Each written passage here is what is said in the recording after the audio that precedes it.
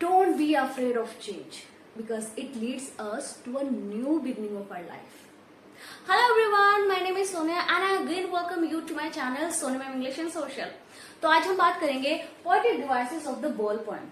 जैसे कि हम सब जानते हैं कि हम इस पोएम की एक्सप्लेनेशन को डिस्कस कर चुके हैं, तो आज हम करेंगे इस पोएम की पोएटिक डिवाइसेस राइमिंग स्कीम, और उसके बाद हम डिस्कस करेंगे इस पोएम का central idea and theme and message in our next video. तो चलिए स्टार्ट करते हैं कि इसमें कौन कौन सी पोएटिक डिवाइसेस यूज हुई हैं. First of all personification. Personification is what? Personification क्या होता है? पर्सोनिफिकेशन जैसे कि मैं अगेन एंड अगेन मैं अपनी हर पोएम की पोएटिक डिवाइसेस की एक सेपरेट वीडियो बनाती हूँ पोएटिक डिवाइसेस की, और उसमें हर टाइम में एक्सप्लेन करती हूँ कि पर्सोनिफिकेशन होते क्या हैं. तो अगर आपको सारी पोएम्स की डिटेल वाइज पोएटिक डिवाइसेस देखनी है तो आप हमारे चैनल पर जा सकते हो, और वहां पर आपको सारी पोएम की पोएटिक डिवाइसेस इजीली अवेलेबल मिल जाएंगे, या फिर आप इस पोएम के डिस्क्रिप्शन में आपको लिंक दे दिया जाएगा, उसमें देख लीजिएगा. और हाँ, सबसे पहले हमारे चैनल को लाइक शेयर एंड सब्सक्राइब करना मत भूलिएगा, राइट, ताकि आपको टाइम टू टाइम आपको हमारी वीडियोज मिलती रहे और आपकी नॉलेज बढ़ती रहे. पर्सोनिफिकेशन क्या होता है? जब हम इंसानों वाली क्वालिटीज नॉन लिविंग थिंग्स को या एनिमल्स को दे देते हैं, वहां पर पर्सोनिफिकेशन हो जाता है. अब जैसे कि इस पोएम की लाइन है merrily bouncing. The poet is saying about A ball bouncing, जो कि बहुत मैरिली बाउंसिंग कर दिया है. मतलब मैरिली बॉल है, एक नॉन लिविंग ऑब्जेक्ट है. अब बॉल तो मैरिली हैप्पीली या सैडली नहीं जा सकते, क्योंकि बॉल की तो कोई फीलिंग्स ही नहीं होती, क्योंकि बॉल में तो जान ही नहीं होती है. बॉल तो बेजान चीज होती है. लेकिन उस बेजान चीज ने, उन नॉन लिविंग थिंग में पोएट ने मैरी कौन होता है? हैप्पी कौन होता है? हम होता है. तो हमारी क्वालिटी पोएट ने बॉल को दे दी है. बॉल इज गोइंग मैरिली, वो खुशी से जा रही है. तो यहाँ मैरिली वर्ड में कौन सी पोएटिक डिवाइस है? Personification. Grief fixes, an ultimate grief fixes the boy. इस पोएम की लाइन है an ultimate grief fixes the boy. Grief, इसमें जो ग्रीफ है यानी दुख, यानी हम किसी चीज का मातम जो मनाते हैं, वो जो ग्रीफ होता है, जो हमारी उदासी होती है, वो नॉन लिविंग होती है. ठीक है. उस ग्रीफ ने, उस उदासी ने बॉय को फिक्स कर दिया है एंड ही स्टैंडिंग रिजिड, और वो रिजिड बहुत स्टैचू की तरह खड़ा हुआ है. तो अब ग्रीफ एक नॉन लिविंग थिंग है, लेकिन ग्रीफ को हमने बता दिया कि ग्रीफ ने बॉय को फिक्स कर दिया है. अब ग्रीफ तो नॉन लिविंग थिंग है, कोई नॉन लिविंग थिंग को कैसे फिक्स कर सकती है, राइट? तो यहाँ ग्रीफ में क्या कौन सी पोएटिक डिवाइस है? पर्सोनिफिकेशन. क्योंकि ग्रीफ हमारी जो उदासी होती है, उदासी खुद से कुछ नहीं होती, हम ही उसको फील करते हैं. तो उसमें कोई जान नहीं होती है, वो नॉन लिविंग थिंग होती है, तो वो कुछ भी नहीं कर सकती, राइट? तो ग्रीफ ने बॉय को फिक्स किया है. फिक्स कौन कर सकता है? हम किसी बॉय को फिक्स कर सकते हैं, हम किसी इंसान को फिक्स कर सकते हैं, हम किसी ऑब्जेक्ट को फिक्स करते हैं. हम चेयर, टेबल, बेड, सोफा, इन चीजों को फिक्स कर सकते हैं. हम कर सकते हैं क्योंकि हम लिविंग थिंग है. ग्रीफ नॉन लिविंग थिंग है, वो फिक्स किसी चीज को नहीं कर सकता. तो यहाँ ग्रीफ में पर्सोनिफिकेशन है. Assonance is what? जहां पर एक वोवल साउंड रिपीटेडली उस लाइन में यूज होता है. वोवल साउंड जैसे ए, आई, ओ, यू, ई, जहां पर जिन लेटर से आ की आवाज निकलती है, वो वोवल्स होता है. तो एक लाइन में रिपीटेडली एक ही वोवल की वॉइस निकलने को एसोनेंस कहते हैं. अब यहां पर देखो, the boy now who has lost. Boy, O, now, मैंने वही वर्ड्स लिखे हैं जिनमें ये एसोनेंस या जिसमें फिगर ऑफ स्पीचेस है, क्योंकि मैंने पूरी लाइंस नहीं लिखी. बोर्ड छोटा है तो थोड़ा सा एडजस्ट करने के लिए, तो आप प्लीज समझ जाइएगा. Boy, O, now o, who, o, lost, o. इसमें ओ की वॉइस रिपीटेडली यूज हो रही है, तो यहाँ पर एसोनेंस है. World, o, of, o, possession, o, people, o. तो यहाँ भी ओ की वॉइस रिपीट हो रही है. Again assonance. नो वन, ओ की वॉइस रिपीट हो रही है.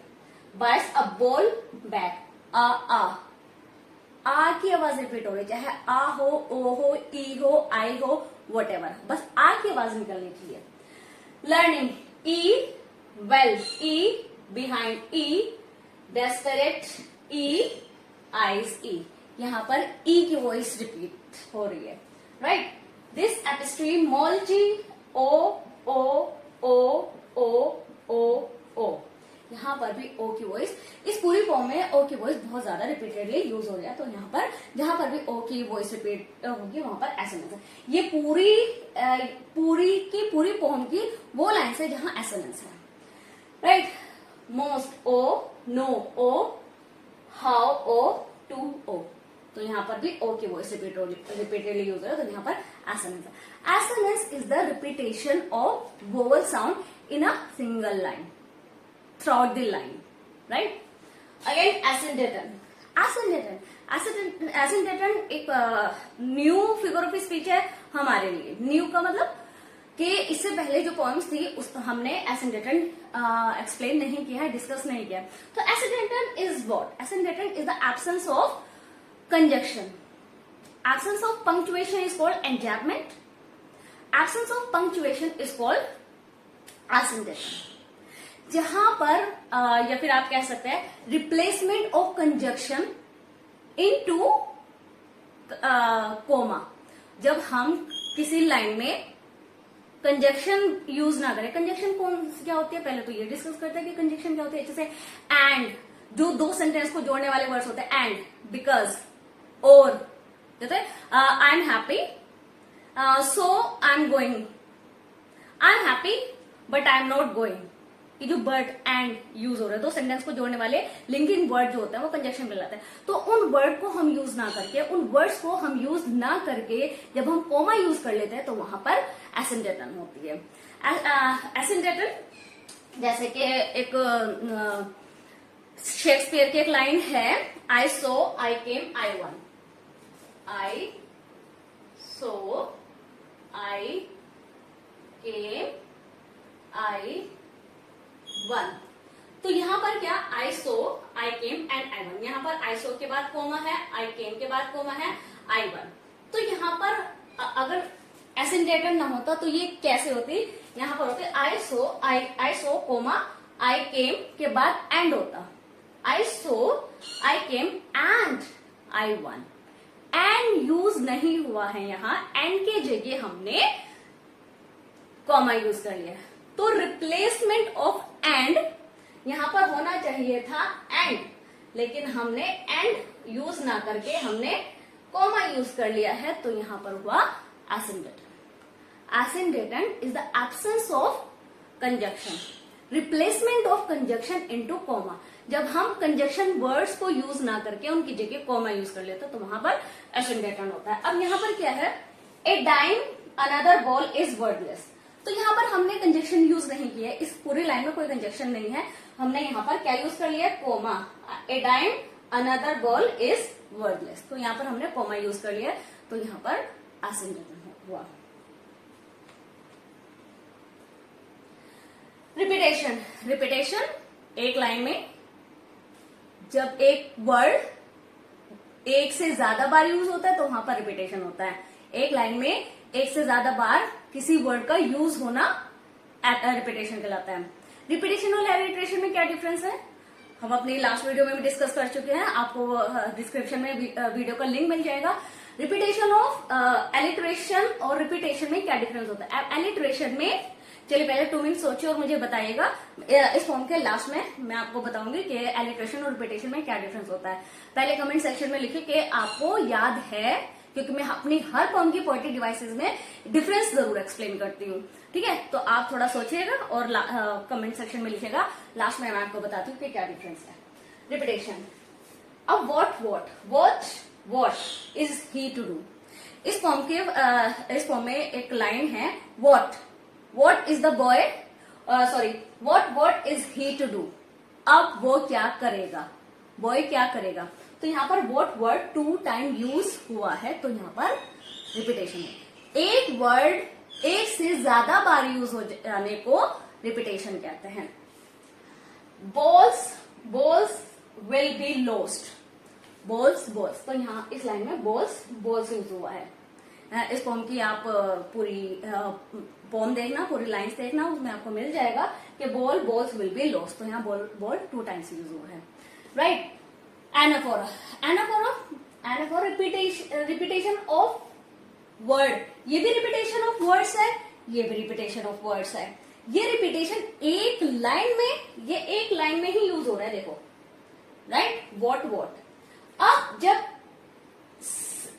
एक वर्ड रिपीटेडली यूज होता है टू लाइन में, जब एक वर्ड से टू लाइन्स स्टार्ट होती है, जब सेम वर्ड से ही टू लाइन से स्टार्ट होती है, जैसे first line what is the boy now, what is he to do.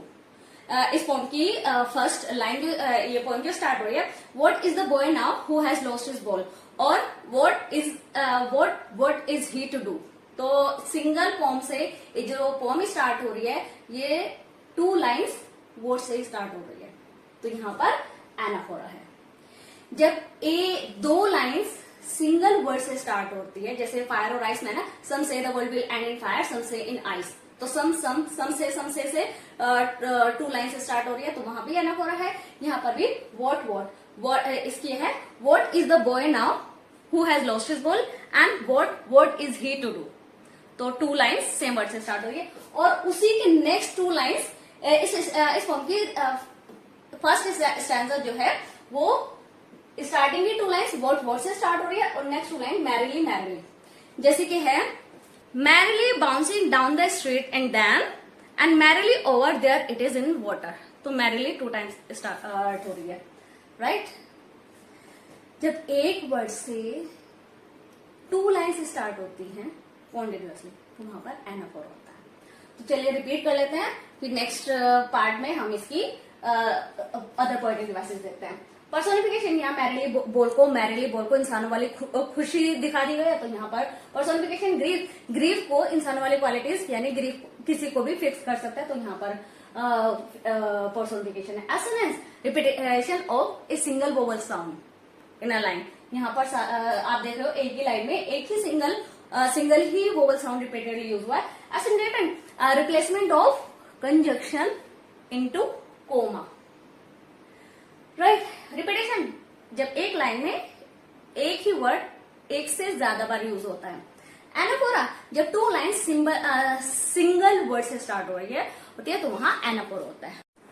चलिए नेक्स्ट देखते हैं। चैनल सब्सक्राइब किया, पहले चैनल सब्सक्राइब कर लीजिए ताकि हमें भी थोड़ा मोटिवेशन मिलता रहे, राइट। चलिए स्टार्ट करते हैं। सिंबोलिज्म क्या होता है? सिंबोलिज्म जब हम अपने एब्स्ट्रैक्ट आइडिया को, जब हम आइडियाज को एक फेस दे देते हैं, राइट, वहां सिंबोलिज्म होता है। अब यहाँ बोल्स है, बोल्स यहाँ पर चाइल्डहुड। अब चाइल्डहुड जो वर्ड है उसकी कोई इमेज नहीं होती, ठीक है, वो हमारी फीलिंग्स है, हमारी मेमोरीज है।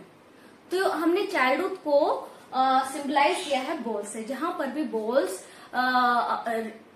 वर्ड यूज हो रहा है, वहां पर बोल सिंबलाइज कर रही है उस बॉय के चाइल्डहुड। तो not only his that boy is childhood, तो childhood of all of us, हम सबका बचपन इसी तरह जाता है और मेच्योरिटी इसी तरह आती है जिस तरह ये इस बॉय की आती है, राइट। बोल्स यहाँ सिंबलाइज कर रही है चाइल्डहुड को,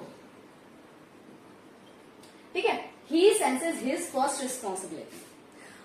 अब इस लाइन में ही सेंसेस, वो सेंस कर रहा है अपनी फर्स्ट रिस्पॉन्सिबिलिटी। तो ये लाइन सिंबलाइज कर रही है transformation from childhood into maturity. एक बचपन का मेच्योरिटी में ट्रांसफर होना सिंबलाइज होता है इस लाइन से। ही सेंसेस, वो सेंस कर रहा है, वो लर्न कर रहा है, वो सीख रहा है अपनी फर्स्ट रिस्पॉन्सिबिलिटी। क्योंकि रिस्पॉन्सिबिलिटी हम कब सीखते हैं? जब हमें मेच्योरिटी आती है। तो ये childhood to maturity, innocence into maturity, बचपन into what, into growing up. हम बचपन का ग्रो अप हो जाना, हमारी मासूमियत का मेच्योरिटी में चेंज होता है। मासूमियत तो एक फीलिंग्स होते हैं, वो हमेशा ही रहता है, लेकिन एक वो जो बच्चों वाली मासूमियत होती है वो डेफिनेटली हमारी खत्म हो जाती है ऑलमोस्ट, राइट। तो यहाँ पर ही सेंसेस फर्स्ट रिस्पॉन्सिबिलिटी, तो यहाँ पर वो सीख रहा है, ये ट्रांसफॉर्मेशन है एक बचपन का मेच्योरिटी से। तो बचपन का मेच्योरिटी में ट्रांसफर होने को सिंबलाइज किया है इस लाइन में। मेटाफर, यहाँ बोल्स को कंपेयर किया गया है चाइल्डहुड से। यहाँ ये नहीं कहा गया ball is like a childhood, अगर यहाँ पर ये लाइन होती कि ball is like a childhood, तो यहाँ सिमिली होता है, क्योंकि सिमिली और मेटाफर दोनों ही कंपैरिजन होता है। बस सिमिली में एज और लाइक यूज हो जाता है, मेटाफर में नहीं होता। मेटाफर में हम उस चीज को, अब अगर हम कहते हैं बॉल इज लाइक चाइल्डहुड, तो ये लाइक वर्ड से हमें पता चलता कि यहाँ पर सिमिली है। लेकिन हमने बॉल इज चाइल्डहुड, अगर लाइन ऐसे होती बॉल इज चाइल्डहुड, तो यहाँ पर मेटाफर है। तो हमने यहाँ पर चाइल्डहुड वर्ड को यूज नहीं किया है, बॉल को यूज किया है, क्योंकि बॉल का मतलब ही यहाँ चाइल्डहुड है। और एपिस्टेमोलॉजी, एपिस्टेमोलॉजी मीन्स नॉलेज, तो यहाँ नॉलेज कंपेयर की गई है, एपिस्टेमोलॉजी कंपेयर किया गया है बॉयज की लर्निंग से, कंपेयर किया गया है बॉयज की लर्निंग से। यहाँ एपिस्टेमोलॉजी, नॉलेज का क्या मीनिंग है? नॉलेज है बॉयज की लर्निंग, बॉयज को नॉलेज मिल रही है, बॉयज सीख रहा है, तो epistemology is referred to knowledge of a boy, learning of a boy, experience of a boy. Enjambment, enjambment means what? एक फर्स्ट स्टैंजा में लाइन व्हाट से स्टार्ट हो रही है एंड देन पे एंड हो रही है, इस बीच कोई कोमा नहीं है। Enjambment means is the absence of punctuation. वो लाइन, जब लाइन एक लाइन के एंड पे एंड ना होकर सेकेंड लाइन, थर्ड लाइन या सो ऑन, 3-4 लाइन, ये किसी पूरी पोम में ही एंजापमेंट होता है, पूरी पोम में ही कॉमा वगैरह यूज नहीं होता है, तो वहां एंजापमेंट होता है। तो स्टैंजा फर्स्ट जो है वो स्टार्ट हो रहा है व्हाट वर्ड से और एंड हो रहा है, पंक्चुएशन एंड हो रही है एंड देन पे। स्टैंजा 2 है ना, एंड अल्टीमेट ग्रीव से लेकर हिम तक कोई भी कोमा यूज नहीं हुआ है, पंक्चुएशन यूज नहीं हो रही है, ठीक है। एंड नाउ, स्टैंजा थर्ड में एंड नाउ से लेकर लिटिल बॉय तक कोई पंक्चुएशन मार्क नहीं है, right. And stanza 4, this epistemology stand up, in words के, इन लाइंस के बीच कोई पंक्चुएशन नहीं है, तो यहाँ एंजापमेंट है। स्टैंजा 1 वर्ड से लेकर एंड देन तक, स्टैंजा 2 एंड अल्टीमेट ग्रीव से लेकर हिम तक कोई पंक्चुएशन नहीं है, स्टैंजा 3 एंड नाउ से लेकर लिटिल बॉय तक कोई पंक्चुएशन नहीं है, स्टैंजा 4 दिस एपिस्टेमोलॉजी से लेकर स्टैंड अप तक कोई भी पंक्चुएशन मार्क यूज नहीं हुआ है, तो यहाँ पर एंजापमेंट है। एंजापमेंट जहां पर एक लाइन के एंड में एंड ना होकर सेकेंड, थर्ड या सो ऑन कहीं पर भी एंड होती है, कोमा उन 3-4 लाइन या 4-5 लाइन या पूरी पोएम में अगर कोई कोमा नहीं है, तो वहां पर पूरी पोएम में ही एंजापमेंट है, राइट। राइमिंग स्कीम, इस पोएम में जॉन बैरमन ने कोई भी राइमिंग स्कीम को यूज नहीं किया है, अप्लाई नहीं किया है, क्योंकि इस लाइन की कोई भी एंडिंग किसी भी वर्ड से मैच नहीं हो रही है, तो यहाँ ये फ्री वर्ड्स में लिखा गया। यहाँ कोई पोएट ने राइमिंग मैच करने का मैटर ही नहीं किया, तो वो पोम जहां पर राइमिंग स्कीम मैच नहीं होती है वो फ्री वर्ड्स कहलाती है, वो नो राइमिंग स्कीम्स होती है उस पोम में। तो इस पोम में कोई भी राइमिंग स्कीम नहीं है। तो चलिए, this was all about this pome, और मिलते हैं हम अपने नेक्स्ट वीडियो में, जहां पर हम डिस्कस करेंगे इस पोम का central idea, message and theme. और इस पोम के फर्स्ट पार्ट में हमने एक्सप्लेनेशन डिस्कस की है, सेकेंड पार्ट में हम पोएटिक डिवाइसेस डिस्कस कर रहे हैं, और थर्ड पार्ट में हम इसकी सेंट्रल आइडिया, मैसेज और थीम डिस्कस करेंगे। टिल देन चैनल को सब्सक्राइब करना ना भूले, ताकि थोड़ा सा मोटिवेशन हमें भी मिलता रहे। Okay, good bye.